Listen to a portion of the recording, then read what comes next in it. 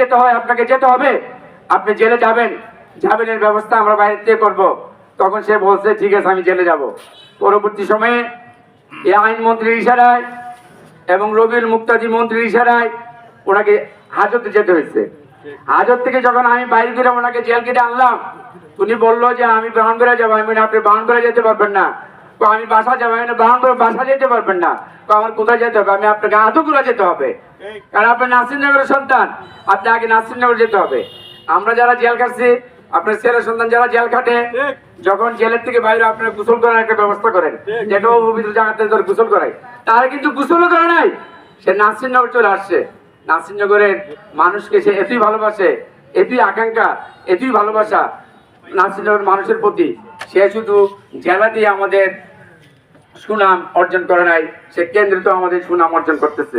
ভাইরা আমার, আমরা চাইবো এই কামরুজ্জামান মামুনের নেতৃত্বে আগামী দিনে দানের শীষের প্রতীক ওনার মাধ্যমে আসুক।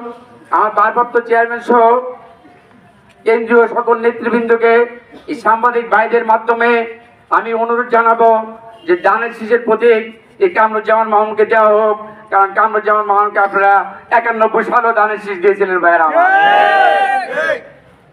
এটা এখন যে যুগের পরিবর্তন হয়েছে, আমরা 17-18 বছর যুব সমাজ, অনেক বৃদ্ধ, অনেক মহিলারা ভোট দিতে পারে না। ভাইয়েরা আমার, এই সরকারকে আমি অনুরোধ করব যত তাড়াতাড়ি সম্ভব নির্বাচনের তফসিল ঘোষণা করুন এবং সুষ্ঠু একটা নিরপেক্ষ নির্বাচন যদি হয়। আর তার অন্যের যে ভোটাররা আছেন, আমরা যারা ভোট দিতে পারি নাই, অবশ্যই আমরা দানের শেষে ভোট দিয়ে কামরুজ্জামান মামুনকে জয়যুক্ত করবো ইনশাল্লাহ। আমি আসলে এখানে বক্তৃতা দেওয়ার জন্য আসছিলাম লিফলেট বিতরণ করার জন্য। আমার বক্তৃতা অনেক লম্বা হয়ে গেছে, যাই হোক আমি বক্তৃতা দিব না। আমি এটুকুই বলবো যে কামরুজ্জামান মামুন ভাইয়ের জন্য আপনারা সবাই দোয়া করবেন। সময় অতি নিকটে, যে কোনো সময় খবর আসতে পারে। আর খবরের সাথে সাথে আরেকটা কথা বলে দিই, 17 বছর আমরা আন্দোলন সংগ্রাম করেছিলাম।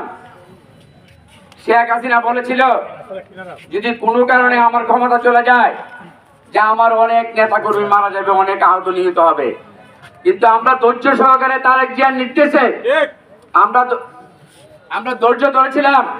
আজকে বাংলাদেশে হাসিনা পালানোর পর একটা লোক অত্যাচার অবিচারে আওয়ামী লীগের নির্যাতনে পড়ে নাই, কেউ মার্ডারও হয় না। ভাইয়েরা আমার, কাজেই আমার নেতার নির্দেশ এটাই, কামরুজ্জামান মামুনের নির্দেশ এটাই, নমিনেশন পাওয়ার পরে আমরা কেউ যেন অতি উৎসাহিত হইয়া কারোর সাথে কোনো দুর্ব্যবহার না করি, কারণ আমাদের ভোট লাগবে। তো ভোট যদি আমাদের লাগে, আজকে এখানকার যে নেতৃবৃন্দরা আছেন বরিশালের মূল